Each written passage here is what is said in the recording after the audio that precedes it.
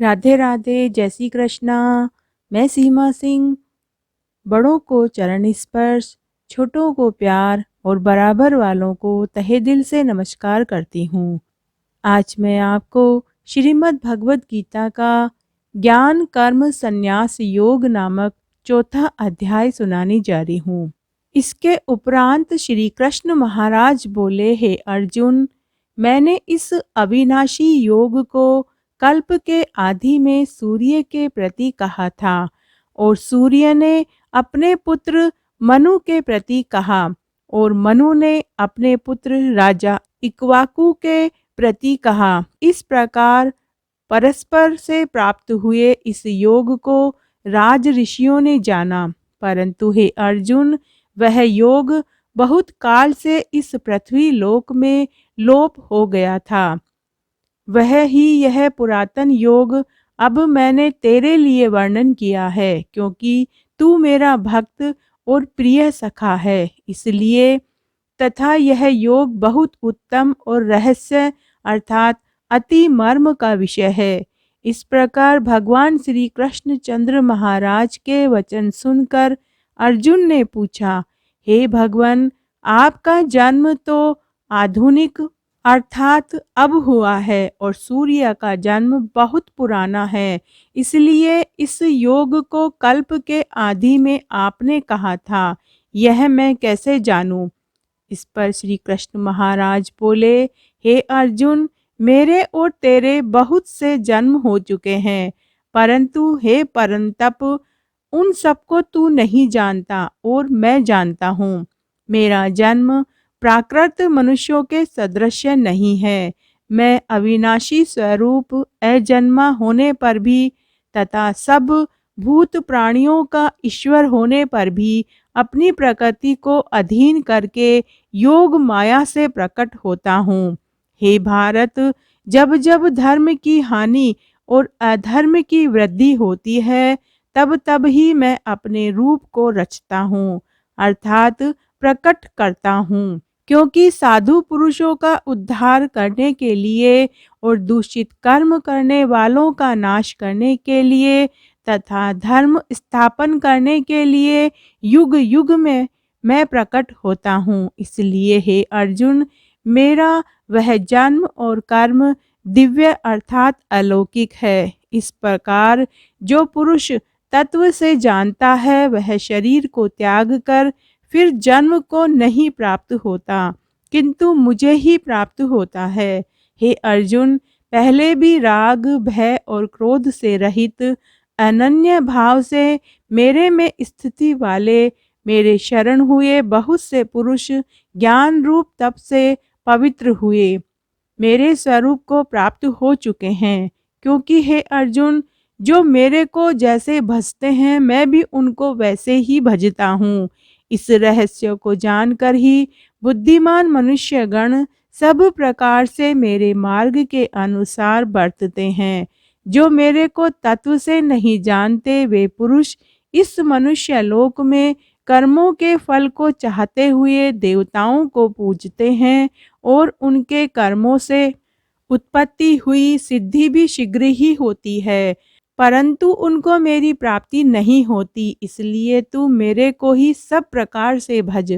हे अर्जुन, गुण और कर्मों के विभाग से ब्राह्मण, क्षत्रिय, वैश्य और शूद्र मेरे द्वारा रचे गए हैं। उनके कर्ता को भी मुझ अविनाशी परमेश्वर को तू अकर्ता ही जान, क्योंकि कर्मों के फल में मेरी स्पृहा नहीं है, इसलिए मेरे को कर्म लिपायमान नहीं करते। इस प्रकार जो मेरे को तत्व से जानता है, वह भी कर्मों से नहीं बंधता तथा पहले होने वाले मुमुक्षु पुरुषों द्वारा भी इस प्रकार जानकर ही कर्म किया गया है। इससे तू भी पूर्वजों द्वारा सदा से किए हुए कर्म को ही कर।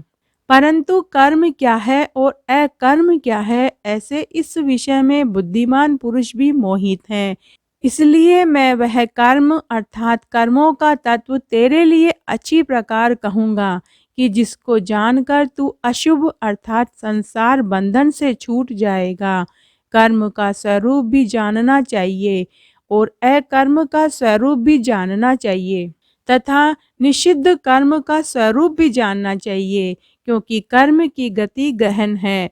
जो पुरुष कर्म में अर्थात अहंकार रहित की हुई संपूर्ण चेष्टाओं में अकर्म अर्थात वास्तव में उनका न होना पना देखे, और जो पुरुष अकर्म में अर्थात अज्ञानी पुरुष द्वारा किए हुए संपूर्ण क्रियाओं के त्याग में भी कर्म को अर्थात त्याग रूप क्रिया को देखे, वह पुरुष मनुष्यों में बुद्धिमान है और वह योगी संपूर्ण कर्मों का करने वाला है। हे अर्जुन, जिसके संपूर्ण कार्य कामना और संकल्प से रहित हैं, ऐसे उस ज्ञान रूप अग्नि द्वारा भस्म हुए कर्म वाले पुरुष को ज्ञानी जन भी पंडित कहते हैं। जो पुरुष सांसारिक आश्रय से रहित सदा परमानंद परमात्मा में तृप्त हैं, वह कर्मों के फल और संग अर्थात कर्तृत्व अभिमान को त्याग कर कर्म में अच्छी प्रकार बरतता हुआ भी कुछ भी नहीं करता है। जीत लिया है अंतःकरण और शरीर जिसने तथा त्याग दी है संपूर्ण भोगों की सामग्री जिसने, ऐसा आशा रहित पुरुष केवल शरीर संबंधी कर्म को करता हुआ भी पाप को नहीं प्राप्त होता है। अपने आप जो कुछ आ प्राप्त हो उसमें ही संतुष्ट रहने वाला और हर्ष शोकादि द्वंद्वों से अतीत हुआ तथा मत्सरता अर्थात ईर्ष्या से रहित सिद्धि और असिद्धि में समत्व भाव वाला पुरुष कर्मों को करके भी नहीं बंधता है, क्योंकि आसक्ति से रहित ज्ञान में स्थित हुए चित्त वाले यज्ञ के लिए आचरण करते हुए मुक्त पुरुष के संपूर्ण कर्म नष्ट हो जाते हैं। उन यज्ञ के लिए आचरण करने वाले पुरुषों में से कोई तो इस भाव से यज्ञ करते हैं कि अर्पण अर्थात ऋतुवादिक भी ब्रह्मा है और हवि अर्थात हवन करने योग्य द्रव्य भी ब्रह्मा है, और ब्रह्म रूप अग्नि में ब्रह्म रूप कर्ता के द्वारा जो हवन किया गया है वह भी ब्रह्म ही है। इसलिए ब्रह्म रूप कर्म में समाधिस्थ हुए उस पुरुष द्वारा जो प्राप्त होने योग्य है वह भी ब्रह्म ही है, और दूसरे योगी जन देवताओं के पूजन रूप यज्ञ को ही अच्छी प्रकार उपासते हैं अर्थात करते हैं, और दूसरे ज्ञानी जन पर ब्रह्म परमात्मा रूप अग्नि में यज्ञ के द्वारा ही यज्ञ को हवन करते हैं। अन्य योगी जन श्रोत्रादिक सब इंद्रियों को संयम अर्थात स्वाधीनता रूप अग्नि में हवन करते हैं, अर्थात इंद्रियों को विषयों से रोककर अपने वश में कर लेते हैं, और दूसरे योगी लोग शब्दादिक विषयों को इंद्रिय रूप अग्नि में हवन करते हैं, अर्थात राग द्वेष रहित इंद्रियों द्वारा विषयों को ग्रहण करते हुए भी भस्म रूप करते हैं। दूसरे योगी जन संपूर्ण इंद्रियों की चेष्टाओं को तथा प्राणों के व्यापार को ज्ञान से प्रकाशित हुई परमात्मा में स्थिति रूप योगाग्नि में हवन करते हैं। दूसरे कई पुरुष ईश्वर अर्पण बुद्धि से लोक सेवा में द्रव्य लगाने वाले हैं, वैसे ही कई पुरुष स्वधर्म पालन रूप तप यज्ञ को करने वाले हैं, और कई अष्टांग योग रूप यज्ञ को करने वाले हैं, और दूसरे अहिंसादि तीक्ष्ण व्रतों से युक्त यत्नशील पुरुष भगवान के नाम का जप तथा भगवत प्राप्ति विषयक शास्त्रों का अध्ययन रूप ज्ञान यज्ञ के करने वाले हैं। दूसरे योगी जन अपान वायु में प्राण वायु को हवन करते हैं, वैसे ही अन्य योगी जन प्राण वायु में अपान वायु को हवन करते हैं, तथा अन्य योगी जन प्राण और अपान की गति को रोककर प्राणायाम के परायण होते हैं। दूसरे नियमित आहार करने वाले योगी जन प्राणों को प्राणों में ही हवन करते हैं। इस प्रकार यज्ञों द्वारा नाश हो जाता है, और पाप जिनका ऐसे यह सब ही पुरुष यज्ञ को जानने वाले हैं।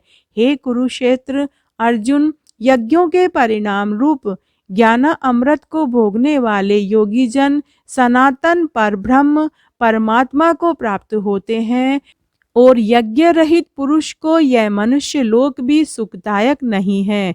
फिर परलोक कैसे सुखदायक होगा? ऐसे बहुत प्रकार के यज्ञ वेद की वाणी में विस्तार किए गए हैं।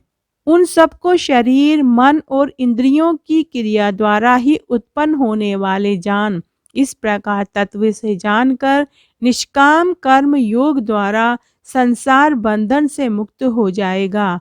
हे अर्जुन, सांसारिक वस्तुओं से सिद्ध होने वाले यज्ञ से ज्ञान रूप यज्ञ सब प्रकार श्रेष्ठ है, क्योंकि हे पार्थ, संपूर्ण यावन मात्र कर्म ज्ञान में शेष होते हैं, अर्थात ज्ञान उसकी पराकाष्ठा है। इसलिए तत्व को जानने वाले ज्ञानी पुरुषों से भली प्रकार दंडवत प्रणाम तथा सेवा और निष्कपट भाव से किए हुए प्रश्न द्वारा उस ज्ञान को जान। वे मर्म को जानने वाले ज्ञानी जन तुझे उस ज्ञान का उपदेश करेंगे कि जिसको जानकर तू फिर इस प्रकार मोह को प्राप्त नहीं होगा।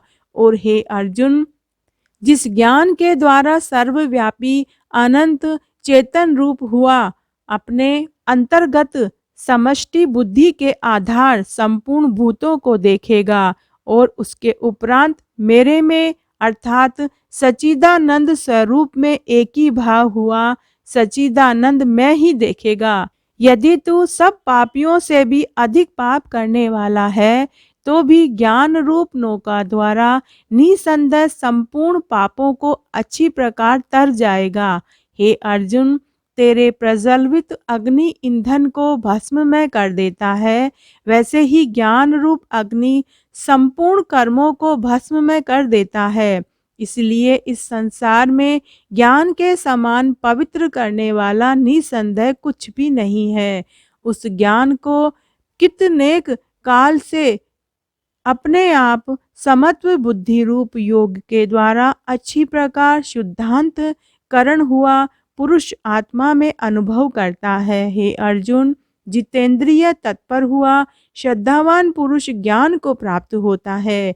ज्ञान को प्राप्त होकर तक्षण भगवत प्राप्ति रूप परम शांति को प्राप्त हो जाता है। हे अर्जुन, भगवत विषय को न जानने वाला तथा श्रद्धा रहित और संशय युक्त पुरुष परमार्थ से भ्रष्ट हो जाता है। उनमें भी संशय युक्त पुरुष के लिए तो न सुख है और न यह लोक है न परलोक है, अर्थात यह लोक और परलोक दोनों ही उसके लिए भ्रष्ट हो जाते हैं। हे धनंजय, समत्व बुद्धि रूप योग द्वारा भगवत अर्पण कर दिए हैं संपूर्ण कर्म जिसने और ज्ञान द्वारा नष्ट हो गए हैं, तब संशय जिसके ऐसे परमात्मा परायण पुरुष को कर्म नहीं बांधते हैं। इससे हे भरतवंशी अर्जुन, तू समत्व बुद्धि रूप योग में स्थित हो और अज्ञान से उत्पन्न हुए हृदय में स्थित इस अपने संशय को ज्ञान रूप तलवार द्वारा छेदन करके युद्ध के लिए खड़ा हो। तो इस तरह आज मैंने आपको श्रीमद् भगवत गीता के ज्ञान कर्म संन्यास योग नामक चौथा अध्याय सुनाया। अगर आपको यह पसंद आता है तो कमेंट बॉक्स में ओम नमो नारायणाय जरूर लिखें। धन्यवाद।